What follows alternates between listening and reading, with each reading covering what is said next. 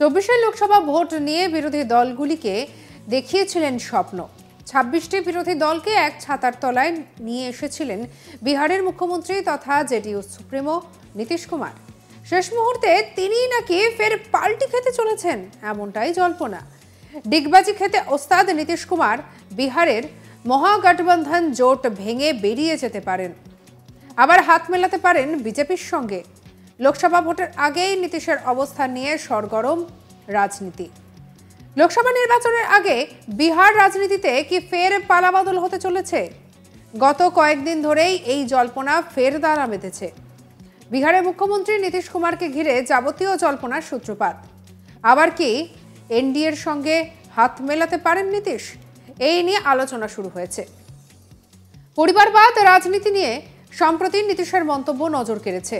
আর তারপর থেকেই RJD supremo Lalu প্রসাদ যাদবের কন্যা রোহিণী যাদবের এক বক্তব্য এই পর্যায়ে নয়া মাত্রা যোগ করল।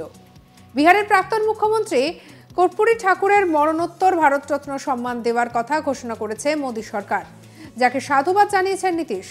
আর এই নিয়ে প্রধানমন্ত্রী নরেন্দ্র মোদীর প্রশংসাও করেছেন নীতিশ। আর এরপর কর্পূরী ঠাকুরের জন্মবার্ষিকীতে এক সভায় নীতিশ বলেছেন যে তার দল স্বর্গীয় নেতার পদাঙ্ক অনুসরণ করেছে, পরিবারের কাউকে দলে পদ দেওয়া হয়নি। নীতিশের এই বক্তব্য বিহারে বর্তমান রাজনৈতিক প্রেক্ষাপটে আলাদা তাৎপর্য পেয়েছে, কেননা আরজেডির সঙ্গে জোট রয়েছে নীতিশের দল, আর আরজেডিতে লালুর পুত্রই গুরু দায়িত্বে রয়েছে। তাই নীতিশের এই বক্তব্য আরজেডির উদ্দেশ্য কিনা তা নিয়ে আলোচনা শুরু হয়েছে। নীতিশের এই বক্তব্য প্রকাশ্যে আসার পর এক্স হ্যান্ডেলে লালু কন্যা লিখেছেন, অনেকেই নিজেদের ত্রুটিগুলি দেখতে পান না, কিন্তু নির্বোধের মতো অন্যদের দিকে কাদা ছোড়ে।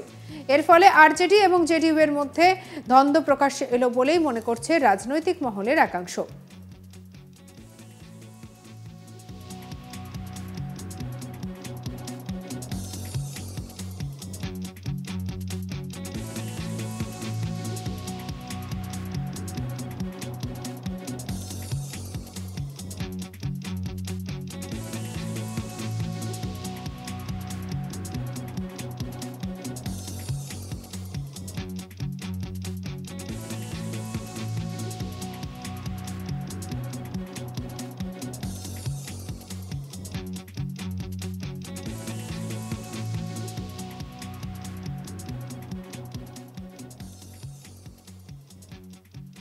বিহার বিধানসভায় ম্যাজিক ফিগার 122। নীতিশের জেডিইউ জোট থেকে বেরোলে আরজেডি, কংগ্রেস এবং বামেদের মিলিয়ে মোট বিধায়কের সংখ্যা দাঁড়াবে 114-তে।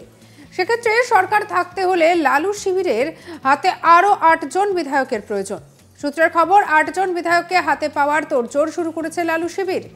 জিতন রাম মাঞ্ঝির হাতে রয়েছে 4 জন বিধায়ক, এছাড়াও রয়েছে একজন বিধায়ক, নির্দল বিধায়ক হিসেবে রয়েছেন একজন। আর এদিকে এই 6 জন লালু শিবিরকে সমর্থন জানালেও সংখ্যাটা দাঁড়াবে 120-তে। অন্যদিকে তৎপরতা শুরু হয়ে গেছে বিহার বিজেপিতেও। দিল্লি রওনা দিয়েছেন সে রাজ্যের বিজেপি প্রধান সম্রাট চৌধুরী। অন্যদিকে সম্প্রতি এক সাক্ষাৎকারে কেন্দ্রীয় স্বরাষ্ট্রমন্ত্রী অমিত শাহ জানিয়েছেন, এনডিএতে ফের প্রস্তাব যদি দেয় জেডিইউ আর তাহলে তা বিবেচনা করা হবে। শাহর এই মন্তব্য প্রকাশ্যে আসতেই নীতিশকে ঘিরে জোর জল্পনা দানা বেঁধেছে। অতীতে এনডিএর শরিক দল জেডিইউ 2022 সালে বিজেপির সঙ্গ ছেড়ে এনডিএ ত্যাগ করেন নীতিশ। হাত মেলান লালু প্রসাদের দল আরজেডিতে। বিহারে তৈরি হয় জোট সরকার। আর তার ঠিক প্রায় 2 বছরের মাথায় আবার নীতিশকে ঘিরে জল্পনা তৈরি হলো। নীতিশের জন্য এনডিএর দরজা বন্ধ বলে জানিয়েছে বিজেপি নেতৃত্ব। তবে সম্প্রতি শাহর বক্তব্যে অন্য সুর শোনা গেল। শাহর ওই মন্তব্য প্রকাশ্যে আসতেই বিহার রাজনীতিতে বিভিন্ন দলের মধ্যে নানা সক্রিয়তা দেখা দিয়েছে।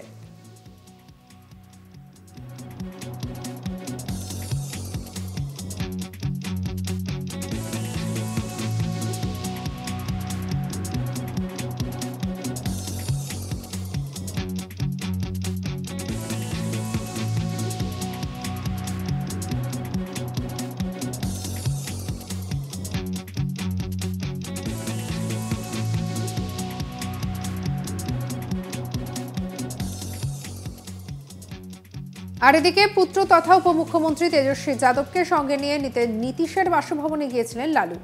যদিও এই বৈঠকের গুরুত্ব দিতে চাননি তেজস্বী। তিনি জানিয়েছিলেন সকলেই নীতিশের নেতৃত্বে কাজ করছেন।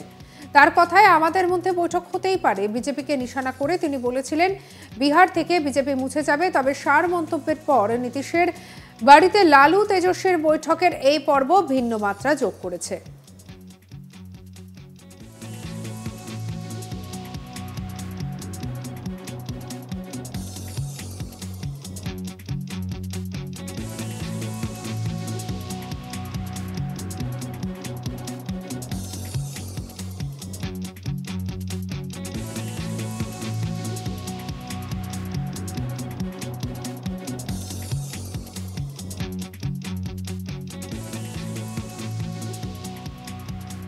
2024 লোকসভা ভোট নিয়ে বিরোধী দলগুলিকে দেখিয়েছিলেন স্বপ্ন। 26টি বিরোধী দলকে এক ছাতার তলায় নিয়ে এসেছিলেন বিহারের মুখ্যমন্ত্রী তথা জেডিইউ সুপ্রিমো নীতিশ কুমার।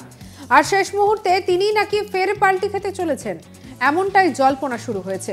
ডিগবাজি খেতে ওস্তাদ নীতিশ কুমার বিহারের মহাগঠবন্ধন জোট ভেঙে বেরিয়ে যেতে পারেন, আবার হাত মেলাতে পারেন বিজেপির সঙ্গে। লোকসভা ভোটের আগেই নীতিশের অবস্থান নিয়ে সরগরম হয়েছে রাজনীতি। লোকসভা নির্বাচনের আগে বিহার রাজনীতিতে কি ফের পালাবদল হতে পারে? গত কয়েকদিন ধরে ফের এমন জল্পনায় দানা বেঁধেছে। বিহারের মুখ্যমন্ত্রী নীতিশ কুমারকে ঘিরে যাবতীয় জল্পনার সূত্রপাত। আবার কি এনডিএর সঙ্গে হাত মেলাতে পারেন নীতিশ? এই নিয়ে আলোচনা শুরু হয়েছে। পরিবারবাদ রাজনীতি নিয়ে সম্প্রতি নীতিশের মন্তব্য নজর কেড়েছে। আর তারপরে আরজেডি সুপ্রিমো লালু প্রসাদ যাদবের কন্যা রোহিণী যাদবের এক বক্তব্য এই পর্বে নয়া মাত্রা যোগ করল।